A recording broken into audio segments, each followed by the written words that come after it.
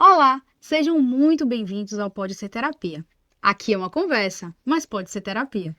Esse é um espaço leve e sincero, onde falamos sobre saúde emocional, comportamento, bem-estar e todos os assuntos que nos ajudam a viver com mais consciência. Eu sou Clara Braz, terapeuta, e ajudo líderes e empresárias a conquistarem clareza emocional e alta performance com leveza e propósito. E eu sou Cíntia Braz. Suas emoções afetam suas finanças e eu uso a neurociência aplicada ao comportamento financeiro para te ajudar a organizar a vida emocional e a financeira. E no episódio de hoje a gente vai conversar sobre um tema que toca feridas profundas, os traumas que se manifestam no nosso relacionamento com o dinheiro e também os abusos silenciosos que podem acontecer dentro do ambiente de trabalho. Vamos falar sobre como certas experiências moldam o nosso comportamento, travam nossa prosperidade e como relações tóxicas no trabalho podem impactar nossa saúde emocional de forma muito mais profunda do que imaginamos. Para mergulhar com a gente nesse tema, trouxemos uma convidada com escuta afiada e uma bagagem clínica extensa. Ela é terapeuta transpessoal sistêmica com especialização em terapia corporal, reikiana e massagem psíquica, que vai além do físico, tocando aspectos emocionais, mentais e espirituais. Ela também está se especializando em terapia do trauma e já soma mais de 1.500 horas de atendimento clínico. Seu foco é ajudar pacientes a enxergarem os desafios como caminhos evolutivos. Seja muito bem-vinda, Gal Queiroz. E com a gente também está Kika Espínola, terapeuta transpessoal sistêmica que mistura saberes da psicanálise e da TCC para extrair o melhor do processo terapêutico. Ela tem especialização em neurose obsessiva compulsiva, transtornos de ansiedade e compulsões e já soma mais de 1.000 horas de atendimento, atuando também com casais. Kika ajuda seus pacientes a se reconectarem com a própria identidade, com lógica e estratégia. Seja muito bem-vinda, Kika. Meninas, estamos extremamente felizes. Falo pelas Sim. duas, por vocês terem aceitado esse convite, porque vocês são pessoas especiais pra gente, que a gente só quer trazer aqui, viu? Já saiba, pessoas tops e especiais pra gente. A gente só traz assim. Então, realmente, estamos muito felizes de vocês terem aceitado o convite. Obrigada. Eu também estou muito feliz de participar. Clara Braz, para mim, é uma referência, né, em terapia. Toda a minha construção profissional passou por ela, então estou muito grata, muito honrada de estar aqui. Prazer também estar conhecendo Cíntia pessoalmente. Estou muito feliz. Vai ser bom. Eita! Muito feliz mesmo em receber vocês aqui. Vai ser maravilhoso o nosso papo. Eu também queria dizer para vocês que eu estou muito feliz com esse convite magnético, acima de tudo, amoroso, né? E tenho certeza que coisas maravilhosas sairão. Fique ligado, porque muita coisa boa vai sair desse encontro aqui dessas 4 psicoterapeutas transpessoais sistêmicas, muitos insights e muitos momentos de descontração e compartilhamento. É isso aí. Estamos em Então, sintonia. é isso, Simbora. com certeza.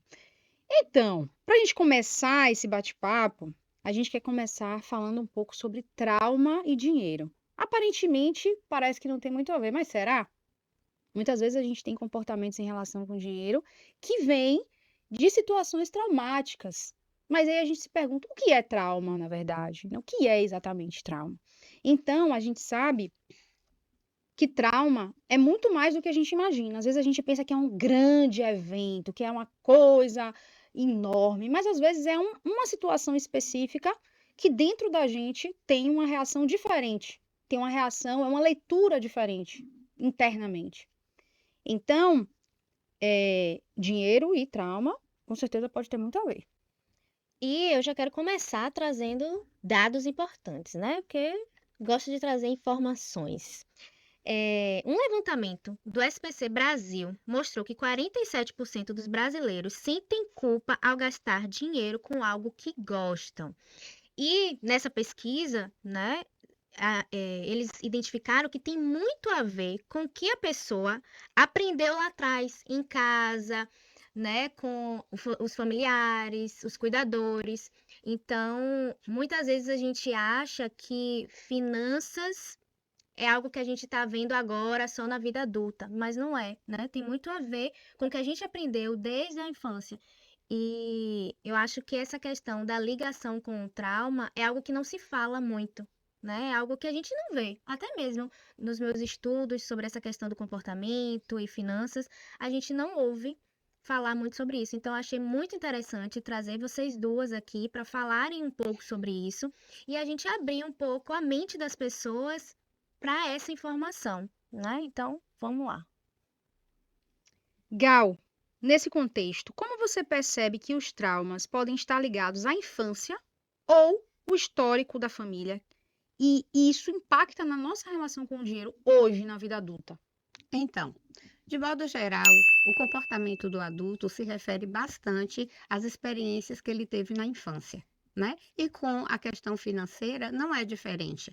Por exemplo, o comportamento, as vivências da família vão diretamente estar ligadas ao comportamento desse adulto. Se lá na infância ele tem experiências positivas com a relação com o dinheiro, com certeza ele vai ser um adulto bem-sucedido, que vai saber administrar suas finanças, ele vai saber poupar, ele vai saber investir. Agora, se ele é de uma família, por exemplo, vamos dizer, uma família que tem poucos recursos, ele ouve falar em escassez, ele ouve falar em não merecimento, ele ouve falar em dinheiro não dá em árvore, por exemplo. É uma frase bem comum de se ouvir em alguns lares.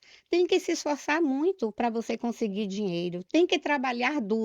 Então, essa criança, ela vai se desenvolver acreditando muito na questão da escassez. Então, a gente precisa levar em conta uma coisa. O desenvolvimento do cérebro, ele acontece desde a barriguinha da mamãe até os 25 anos.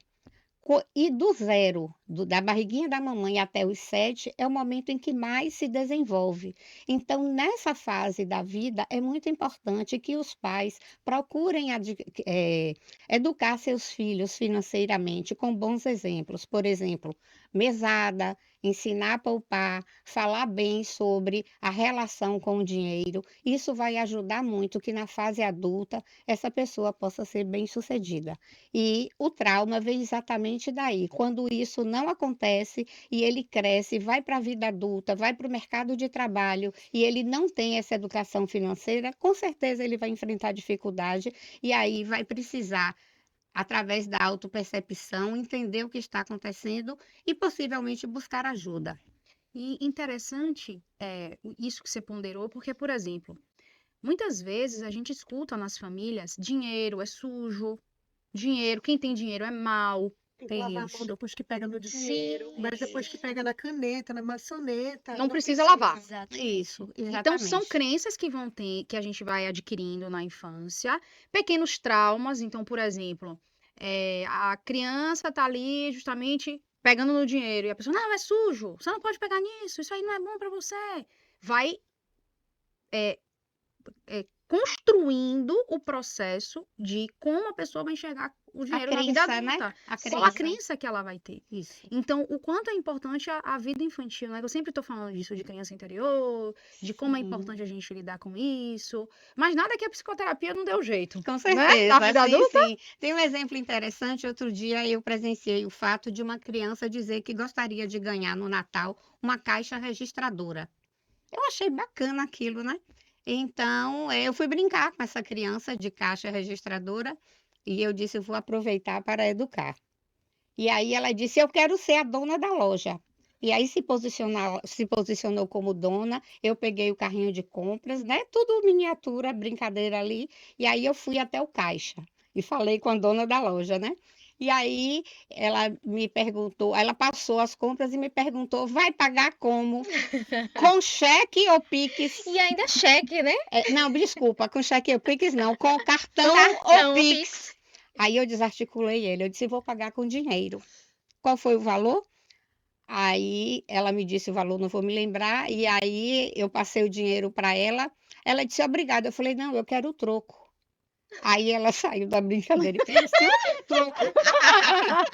O que é troco? Então, assim, as crianças de hoje, elas não têm mais o hábito de lidar com o dinheiro, com a cédula, verdade. né? impacta, A né? cédula. Mas a gente precisa trazer essa vivência, porque as crianças precisam entender, porque assim, não é só energético, né? Não está só na nuvem, não está só na tecnologia. As crianças precisam entender sobre isso, né? Por exemplo, eu acho que a ideia de fazer o cofrinho é perfeito para que Uhum. elas tenham esse contato físico com o dinheiro. Muito bom. Sim, e interessante também que o que você falou, as crianças aprendem muito com o exemplo, né? A Sim, gente estava até conversando hoje mais cedo, falando sobre isso, que a questão do exemplo, de como você viu, eu sempre pergunto, né? Quando o paciente chega com uma queixa, porque eu gasto muito quando eu tô ansiosa e eu sinto muita culpa por isso. Vamos lá, né? Aí eu começo a perguntar. Vamos entender como é que seu pai lidava com dinheiro? Como é que sua mãe lidava com dinheiro?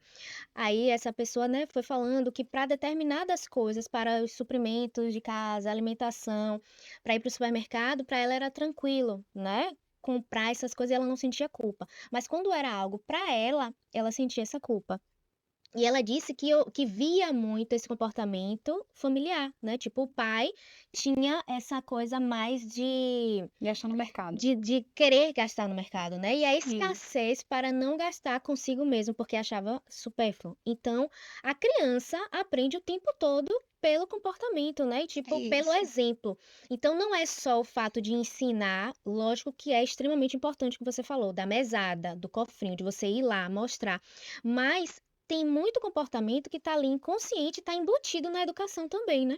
Ou Isso. seja, a necessidade dos pais olharem para como eu olho para o dinheiro. Isso. Exatamente. Porque senão os filhos vão só repetir. A questão da culpa, do merecimento, tudo isso aí deve ser levado em conta. Ter uma boa relação com o dinheiro e principalmente entender que o dinheiro ele existe para nos servir e não que sejamos escravos Exatamente. do dinheiro, né? Porque escassez e abundância vem exatamente daí. Como você lida com o dinheiro? O dinheiro não é bom nem mal. É o uso que você faz dele que vai definir qual o papel dele na sua vida. Exatamente, você trouxe até um gancho, porque as pessoas falam: quem tem dinheiro é ruim, quem tem dinheiro só faz maldade. Não, não é o dinheiro que vai trazer a maldade ou vai trazer o comportamento. É o comportamento que vai determinar como que você usa esse dinheiro, Perfeito. né? Então, quem é bom ou ruim já está na sua essência. Só vai usar a Sim. ferramenta, o dinheiro como ferramenta de forma boa ou ruim, né? Porque o Isso. dinheiro é uma ferramenta, né, gente? A gente precisa falar a Exatamente. verdade. Com dinheiro você tem acesso à viagem, ao lazer, à saúde mental, né? O dinheiro ele acaba sendo um facilitador desse processo. Então a gente Exatamente. precisa olhar para o dinheiro, que é uma energia, com amorosidade. A gente tem que ressignificar a relação com o dinheiro, se essa relação é complicada. Uhum. Exatamente. Verdade. E vamos aqui mais uma pergunta para Gal. Vamos lá. Vamos lá, Gal. Existe uma forma de identificar esses bloqueios e começar a ressignificar essas crenças financeiras limitantes? O que Com é que você certeza. acha disso? Acho sim. Eu acho que em qualquer circunstância a gente deve estar sempre voltado para a autopercepção. O que está acontecendo comigo? Aonde eu estou? Como eu posso melhorar? Então, assim, em todos os segmentos da nossa vida, né? Seja romântico, seja profissional, seja saúde, trabalho, a gente tem que estar sempre se percebendo. E se você tem um resultado ruim na sua vida financeira, significa que você está precisando olhar para ela, né? Que bloqueios são esses? De onde eles vieram? Quais são as minhas crenças? O que foi que eu aprendi lá na minha infância? E na impossibilidade de você lidar com isso, buscar terapia. Não precisa ser uma sentença, né, Gal? Não, de jeito nenhum, com certeza. Buscar Exatamente. terapia. Sempre está em tempo, né? Isso, Sempre é sim, tempo de mudar, de melhorar, de se auto-perceber. isso. Com certeza. E um estudioso muito bom sobre trauma é Peter Levine. Sim, E uma frase bacana que ele traz é: trauma não é o que acontece com você, é o que acontece dentro de você com o resultado do que aconteceu com você. perfeito. Então, por exemplo, uma família que teve um processo muito grande, por exemplo, de fome, realmente de não ter alimentação, pode ter os seus filhos, os seus descendentes, pessoas que precisam comprar muita comida, Estocar comida, né, Clélia? estocar Uhum. comida, e às vezes é uma situação totalmente inconsciente. A pessoa não sabe por que ela faz isso. Ela tem essa mania de fazer isso e não sabe por quê. O acumulador, por exemplo, Sim. né?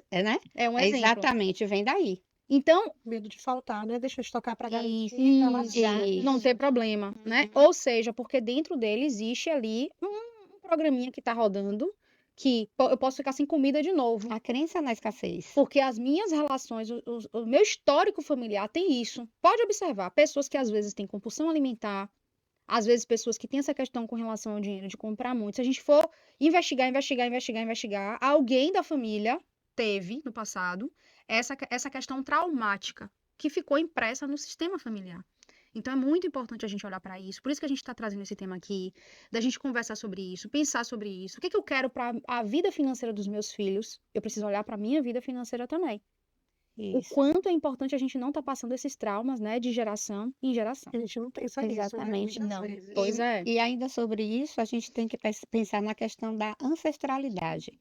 Muitas vezes não está no aqui e agora. Isso, Essa tava experiência, pensando, como essa eu falei. crença, né? Isso. Então a gente às vezes precisa voltar-se para uma técnica específica para encontrar a causa raiz daquele problema. Por que que essa pessoa tem formação, tem pós-graduação, tem mestrado e ela não consegue evoluir na vida financeira? Então é preciso buscar, é preciso olhar para este passado, rever esses traumas, essas coisas todas que aconteceram lá atrás, para poder a gente entender o que está acontecendo e devolver à pessoa o direito de ser próspera e abundante. Exatamente. E é tão interessante, né? Só um detalhe aqui, antes da gente puxar um outro tópico, que essa questão do trauma e de como acontece, né? Uma mesma situação pode acontecer com nós quatro. E cada uma vai ter uma leitura diferente, né? É. Então, é interessante porque, por exemplo, na minha história, na história familiar, né, em terapias e tudo, eu entendi o porquê que eu fui estudar sobre dinheiro, né, que eu fui fazer contabilidade primeiro e depois que eu fui fazer a psicoterapia. Eu entendi que por conta de ancestrais que sofreram a escassez e que foram enganados e tal com essa questão financeira, eu cheguei e falei, não, eu quero estudar sobre isso como uma forma até de honrar e de defender, de dizer assim, ninguém mais vai passar por isso a partir de mim. Né? Bonito. Interessante. E quando eu descobri Forte. isso, eu falei, nossa, que coisa, Inspirador. que muito, Sim, super interessante, né? é Então, isso. é incrível como, por exemplo, eu poderia ir para um outro lado e de ir para a escassez, né? Já que já está no meu sistema, mas o tanto que a terapia é importante, porque foi através da terapia, desse autoconhecimento, que eu pude ressignificar e mudar, tipo, daqui para frente, né? Digamos assim. Então, a importância do nosso papel no mundo, né? É o Com melhor certeza, investimento, sim, gente. sim. Conhecimento é o melhor investimento que você pode fazer. Você fica com você até o dia que você morre. Você é a sua principal Exatamente. companhia, da hora que você acorda, da hora que você vai dormir. Com certeza. E a gente investe tanto, às vezes, em procedimento estético, Sim, em roupa, e a gente esquece, né, de cuidar da cabeça. Se a cabeça tá ruim, tá tudo ruim. exatamente. Vamos agora para um outro tópico que é super interessante, né? Sobre os relacionamentos abusivos no meio, né, no ambiente de trabalho, né? Quando o adoecimento já vira uma rotina. E que isso também tem a ver com a parte financeira, né? Mas assim, quando a gente fala de abuso, muitas vezes a gente pensa logo em abuso com relacionamento amoroso, né? A gente pensa de imediato, falou em abuso, acha abuso sexual, ou uma questão amorosa, ou algum relacionamento tóxico, sempre ligado à vida amorosa. Mas hoje a gente quer trazer um pouco, né, sobre essa visão do meio profissional, do ambiente de trabalho, que muitas vezes é palco de abusos sutis, né? A gente Velados, né? Exatamente. E a gente não percebe muitas vezes, né, essas relações e que vão acontecendo de uma forma tão intrínseca e tão, como que eu Sutil. posso... Isso, exatamente, tão sutil que a gente não percebe que aquilo ali está acontecendo. E às vezes o que abre o nosso olho é a terapia também. E Sim, fala, peraí, vamos olhar aqui essa relação e o que aconteceu? E por que que sim. foi assim? E como foi que isso chegou nesse ponto? Porque às vezes quando a gente vê, a bomba já estourou e a gente não observa o nosso comportamento de lá de trás, né? Sim. Então é um tema que a gente vai começar a falar. Agora. E o mais importante disso é, quando a gente começa a trabalhar com autoconhecimento, a gente começa a entender que as grandes questões, elas não estão fora. Elas não estão necessariamente nos ambientes, né, nas pessoas, elas estão em nós. Sim. Então, no momento em que eu tenho algum tipo de abuso, vamos dizer assim, qualquer que seja esse abuso, eu preciso, não dizendo assim, a vítima é a culpada, não é sim. isso. Mas assim, Uhum. se eu tô passando por um processo E muitas vezes, muitas pessoas passam por isso em vários lugares, não é em um lugar só. Uma repetição, né? Você nota um padrão ali. Isso. Então a gente precisa entender por que que eu estou me permitindo passar por isso, né? O que é que acontece comigo internamente que eu sou atraída para essas situações? Eu acho que essa é a grande questão e, como o autoconhecimento é importante para isso, porque no momento em que eu me percebo, eu me olho, eu me vejo, eu falo assim, não, mas eu não tenho necessidade de estar nisso. Tem muitas discussões em relação, eu vejo na internet, muita discussão, e pode ser que vocês concordem ou não comigo, mas assim, vejo muita discussão em relação ao abuso de relação amorosa, como a Cintia falou. Mas às vezes das outras relações, porque as relações, as relações dentro do trabalho, às vezes de prestação de serviço mesmo. Sim. Você presta para o serviço para a pessoa acha que você vendeu a alma para ela. E aí é 9 horas da noite, 10 horas da noite, 11 horas da noite, a pessoa tá, né, mandando mensagem, às vezes insistindo, enfim. Isso. Quantas autônomas sofrem disso? Eu atendo e sei como é. Quantas prestadoras de serviço sofrem isso? Então, assim, como que a gente pode, na verdade, tomar consciência disso e realmente sair dessa situação? Então, né, vamos lá agora para uma pergunta. A gente fez aqui, Uma falou introdução, isso. introdução. Vamos lá agora para a pergunta. Kika, o que caracteriza um relacionamento abusivo no trabalho e por que muitas vezes é tão difícil de identificar? Ai, que pergunta maravilhosa. Gente, um relacionamento abusivo no trabalho é aquele que constrange, que humilha, que dá um aperto no coração, é aquele que o seu corpo te mostra de algum jeito que não tá legal. Não necessariamente aquela coisa clássica. Pode ser uma grosseria do chefe, pode ser uma carga horária muito extensa, pode ser um excesso, uma sobrecarga de trabalho, pode ser um desvio de função, colocar aquele funcionário, aquele colaborador para fazer uma coisa que de repente não está no escopo da função dele. É, eu passei uma experiência pessoal, né? Antes de ser psicoterapeuta, eu trabalhei muitos anos na área, administrativa, na área de marketing, trabalhei numa multinacional.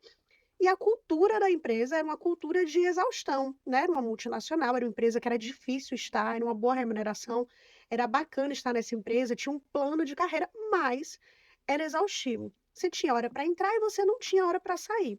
Para vocês terem ideia, o head da empresa, às 8 horas da manhã, 8h10, ele passava nas mesas para ver se todo mundo já tinha chegado, né? O head da empresa tem que estar preocupado com questões estratégicas e não fiscalizando se a Sim. equipe chegou ou não. Então, isso já criava um ambiente tenso, né? Lá na área de trabalho. Você tinha que trabalhar doente. Se você tivesse com febre, passando mal, você tinha que ir trabalhar. Se você não quisesse perder o seu emprego.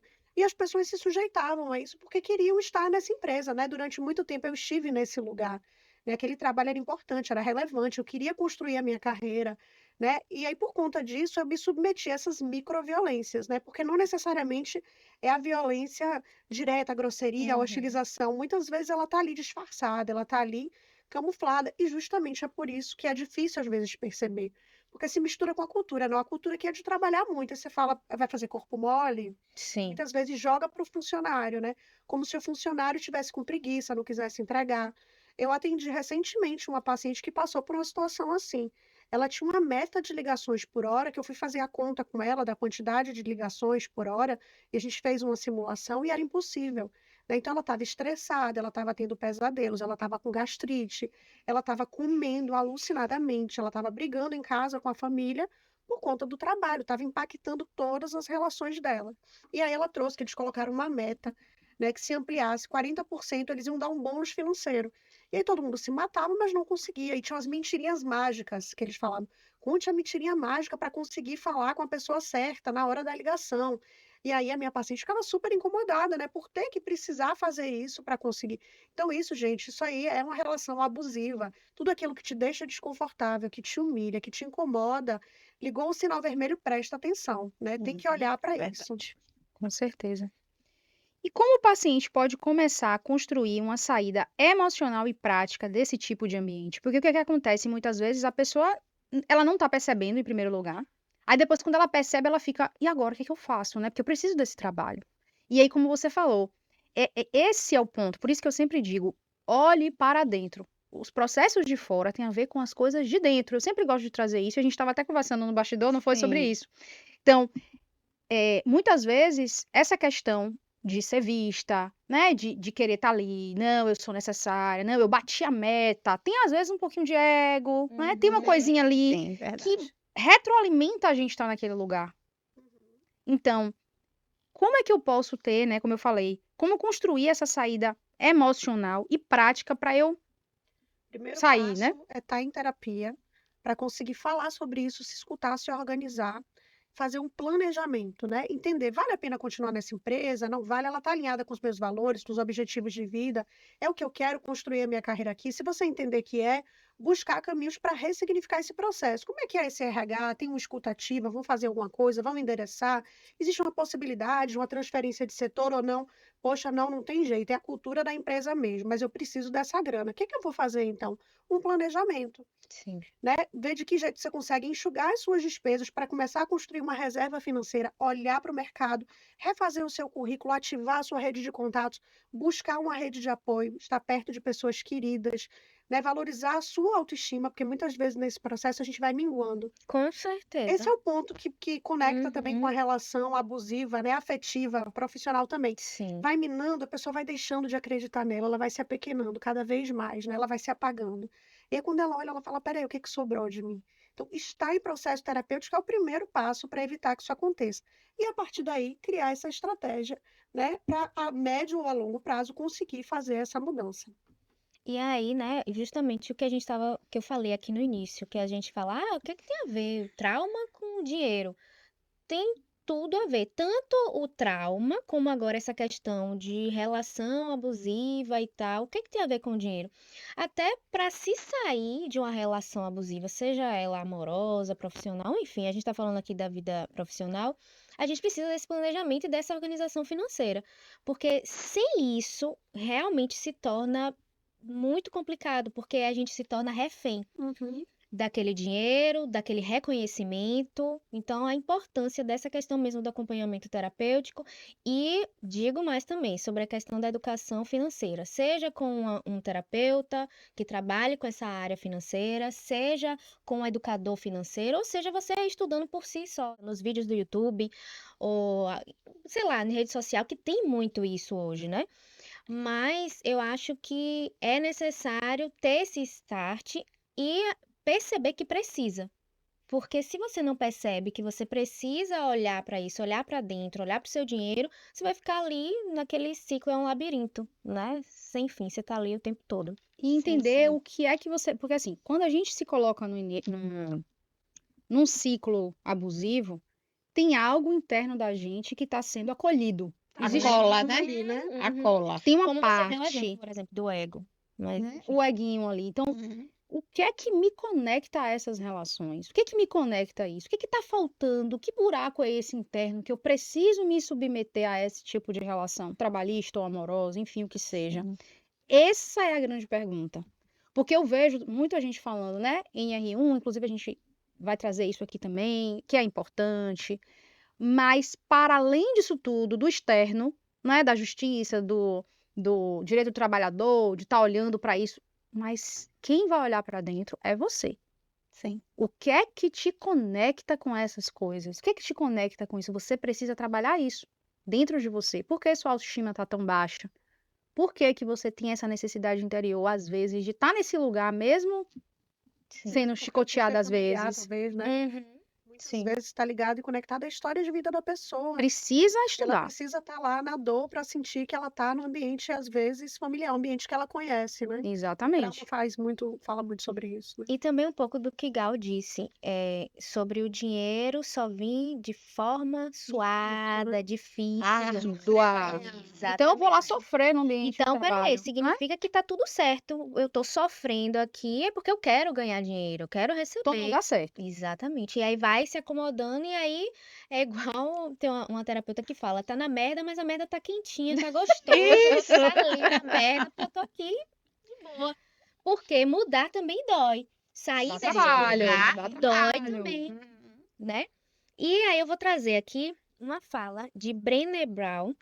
É uma fala muito potente sobre isso. A clareza é a gentileza. A falta de limites claros alimenta a cultura do abuso. E é justamente quando a gente não tem limites claros sobre a nossa autopercepção, sobre os nossos valores, sobre o que que a gente quer, né, da nossa vida, o que que a gente almeja, sei lá, daqui a algum tempo, quando a gente não tem clareza também do que eu quero permitir, o que não quero, qual é o meu limite dentro das relações. Se a gente não tem clareza sobre isso, sobre esse autoconhecimento, aí a gente cai na merda e fica lá no quentinho. Acomodado lá. Exatamente. Não é? Verdade. Falamos de trabalho, falamos de traumas, falamos de dinheiro, mas tem uma coisa também que fica impactada com isso tudo, tanto com trauma quanto essas questões de relações abusivas, que é o corpo. Então, a gente precisa observar o nosso corpo. Precisa olhar para ele com carinho, precisa dar atenção para ele, porque ele dá sinais. A gente também estava conversando, Sintoma, né, Clarinha? nossas Sim. conversas de bastidores são babados. É. E a gente estava conversando, Inspiradoras. não é? E a gente estava conversando também no bastidor sobre isso, de que muitas vezes o nosso corpo dá sinal. Sim. Aí a gente vai fazer uma massagem, aí a pessoa faz uma manobra, meu Deus, isso estava doendo, eu não estava nem sentindo, porque, por exemplo, cá em cima estava insuportável, mas cá estava doendo também. Minha fisioterapeuta que é danada para fazer isso. Se ela estiver assistindo, ela vai saber. Você nem me falou, Clarinha, que tava doendo. Eu falei, mas eu não tava sabendo, mulher. Tô sabendo A outra agora. dor tava bem mais forte. A outra tava abafando essa daí. Ou seja, precisamos aprender a ouvir mais nosso corpo. Isso, É tão porque importante. o corpo sinaliza o tempo todo, né? Só que para a gente perceber isso, aquela palavrinha que eu falei lá atrás, a questão da autopercepção. A gente vê muito o que está ali fora, o que está ali no consciente. E é exatamente o trabalho do corpo entra exatamente aí. Ele chama a atenção para o que está no inconsciente, aquilo que não é verbalizado, aquilo que não é falado.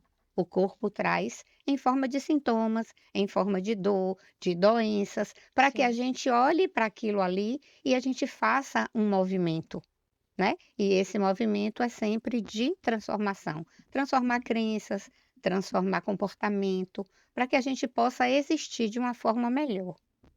E tem até o que Kika falou sobre a paciente que estava com a questão da gastrite. Aí às vezes acha, não, é porque eu não almocei direito, eu comi algo, sei lá, estranho. Só que isso vem se repetindo, repetindo, repetindo. Tem uma E coisa aí errada. tem algo estranho, né? Dificuldade de digerir, de processar, de elaborar, de engolir, né? E de manter essa situação, de sustentar essa situação. Mas que se a pessoa não tem a autopercepção desenvolvida, aquilo ali vai passar até o dia que a dor for intensa e ela for parar no gastro e for fazer uma endoscopia e o problema já está lá imenso, né? E a autopercepção, a benesse da autopercepção é exatamente chamar a atenção logo no início, aonde você pode resolver aquilo com mais facilidade, né? Sim.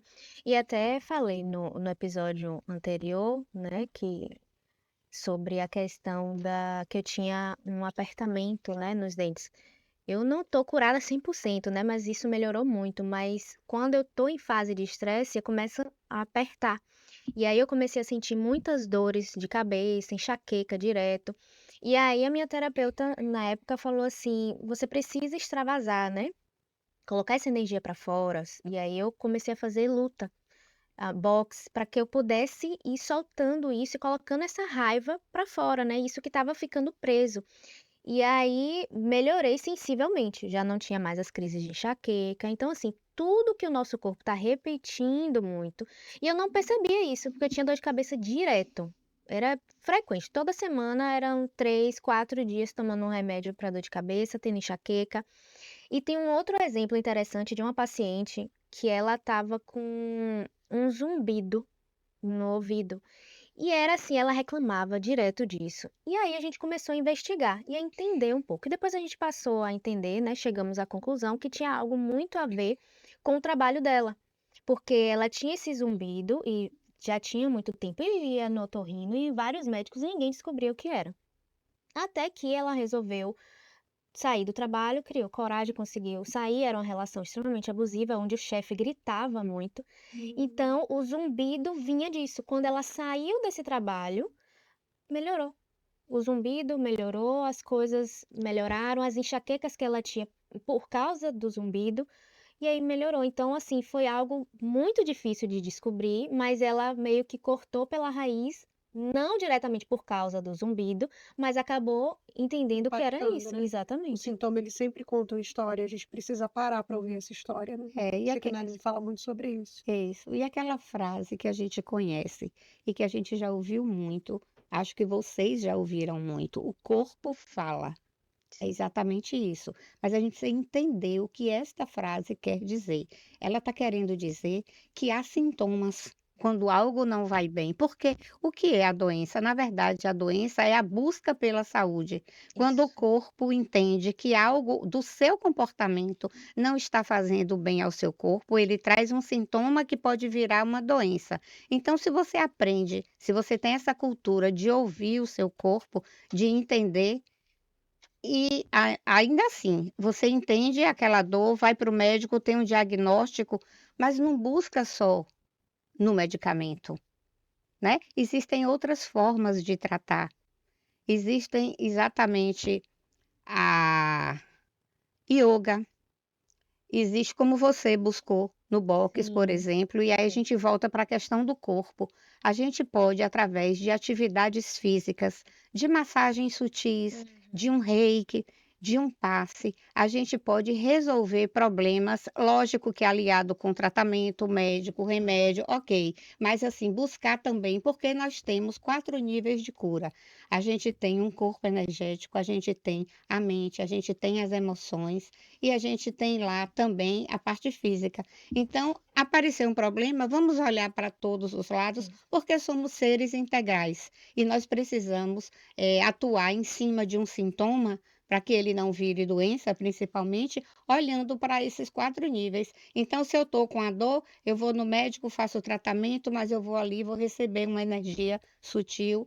Aí eu vou no terapeuta e eu vou Mudar o me comportamento ouvir, e vou me mudar o ouvir, comportamento. vou mudar o comportamento. Então, a gente vai atuando ali nas 4 áreas do desenvolvimento do ser, porque, na verdade, a doença sempre vem buscando uma transformação E é Perfeito. assim, de a doença é comportamento. tipo um sinal de que algo precisa mudar, Isso. né? Entender, e tem até um outro, acho que é um livro, A Doença como Caminho, É, algo Tem, desse tipo. tem, sim, E é sim. justamente isso, né? Isso, É o caminho que isso. algo tá errado. para você melhorar. E Gal já respondeu minha pergunta, É. né? E eu adoro isso.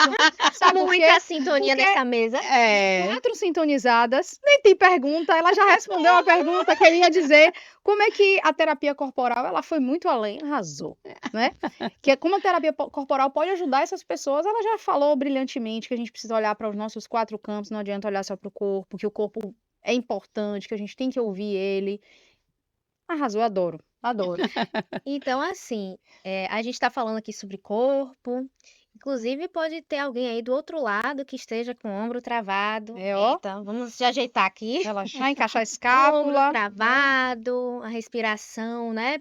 Presa. Às vezes a gente tá aprendendo a respiração e nem percebe. Aí daqui a pouco solta, né? E aí a gente vê que tava ali tenso.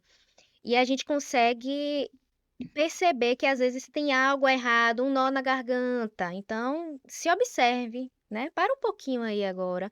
Observa isso que a gente está conversando aqui. Será que você tá, né, dessa forma, tenso, tensa? É um momento de percepção. A gente tem que ter esses momentos ao longo do dia, né? Porque às vezes a gente está no corre-corre, está no trabalho, não respira, e aí quando vê já está extremamente, né, acelerado. É, E agora, eu vou fazer uma pergunta para Kika. Você fala muito sobre as relações abusivas nesse ambiente, né, no ambiente profissional. E eu quero entender como o corpo também dá sinais quando estamos vivendo algo assim, né, dessas relações abusivas. É aquela dor de cabeça que você sente na véspera do trabalho, aquele aperto no coração por ter que trabalhar no dia seguinte, aquela dor de barriga que você sente quando você está chegando. O trato digestivo ele é repleto de neurotransmissores, né? Uhum. Então, muitas vezes é o corpo tentando elaborar, tentando processar aquela enxurrada de sentimentos que vem. Então, gente, é muito importante estar atento a esses sintomas, né? Esses sintomas, eles querem comunicar algo. E é sobre você, é sobre a sua vida. Não deixe isso para segundo plano, né? Acolha esse sintoma, olhe para ele, entenda o que que esse Sim. sintoma está querendo me mostrar, de que jeito eu consigo ressignificar a minha relação com o trabalho, né? E o recado que eu queria deixar é: sua vida importa, não desista de você. Se está te trazendo dor, se está te trazendo incômodo, se está te trazendo sofrimento, olhe para isso, vá buscar um processo terapêutico para ressignificar isso, né? Para com estratégia, com lógica, buscar o enfrentamento para sair dessa situação. Doer vai, mas o que que dói mais? Continuar nesse lugar ou enfrentar a dor desse processo de mudança e transformação para depois ter mais alívio, para depois poder viver a vida de maneira mais plena, né? Com a saúde mental em dia. Com certeza. E assim, só complementando o que você falou, eu acho que às vezes a gente tem que pensar assim, tá, ok, que eu fique com o coração acelerado antes de uma palestra ou antes de entrar para uma nova função, eu estou fazendo algo novo no trabalho, beleza. Mas se todas as vezes, todos os dias que eu chego no ambiente de trabalho, meu coração acelera, dá um nó na garganta, me dá uma agonia, me dá vontade de chorar, eu fico muito nervosa, eu começo a suar demais, minha respiração muda, tem algo de errado. É lógico que a gente precisa, por isso, a questão da autopercepção. Não significa que todo sintoma é por conta de uma relação abusiva. Lógico que a gente não pode ser 8 nem 80, né? Tem que se observar e entender realmente como é que o nosso corpo tá reagindo. Tá, beleza, é algo novo que eu tô vivendo, ok, então é normal. Vamos observar amanhã como é que eu vou reagir. E daqui a uma semana, como é que eu tô? Se isso vai se repetindo, aí tem que É um parar. padrão, né? Exatamente, e recalcular a rota. Até porque se a gente tem essa autopercepção, a gente não chega até o esgotamento, né? A gente consegue perceber e as sequelas são menores, Perfeito. né? Gente, se deixar, a gente fica aqui até amanhã batendo papo, porque o papo é bom. O papo é bom, a prosa é boa, como diz os mineiros, né? A prosa é boa Verdade. demais. Maravilhosa. Então, gente, eu queria agradecer demais a presença de vocês. Ah, não acredito que Oh. acabou. Oh. Ah, não. A gente vai ter que fazer uma parte 2. Já tá aí outro convite, é? Olha, nem vai o convite. Tá, novo ciclo, já vamos de novo, já tá na lista. E agora, antes de encerrar, Clarinha, eu gostaria de deixar aqui uma coisa importante para você. Seja a pessoa mais importante da sua vida. Busque o autoconhecimento. Busque a autopercepção. Se você não chegou ainda na terapia, comece com a meditação, porque isso vai lhe ajudar muito a você sentir como está a sua emoção, a você sentir como está o seu corpo, a você identificar quais são as dores. E o próximo passo é terapia, eu não tenho a menor dúvida, porque para mim as ferramentas da vida, se você quer evoluir, se você quer crescer e você quer chegar perto da felicidade, é o autoconhecimento, é a terapia e vou falar também espiritualidade. Então, busque isso e você tenha certeza que você está no caminho evolutivo e vai dar tudo certo. Foi um prazer estar aqui com vocês, com o Gal, né? Vocês são referência nessa área de terapia. Deixo aqui o meu beijo e o meu agradecimento pelo convite. Adorei participar. Maravilhosa. Beijo, Foi bom queridas. demais. Foi lindo Foi bom demais. estar aqui bom com demais. vocês. Vocês muitíssimo Obrigada. especial. Isso. Beijo grande. Beijos, até a próxima. Até. Até, com certeza vai ter próxima. Com E essa certeza. mesa maravilhosa. Eu queria agradecer a presença de vocês, agradecer por terem aceitado esse convite. E foi incrível. E espero que a gente tenha bons resultados, né? Se a gente conseguir ajudar uma ou duas pessoas, a gente já está de bom tamanho, né? Que alguém escute o que a gente trouxe, né? O que a gente trouxe com amor, com leveza. Sim. E é isso aí.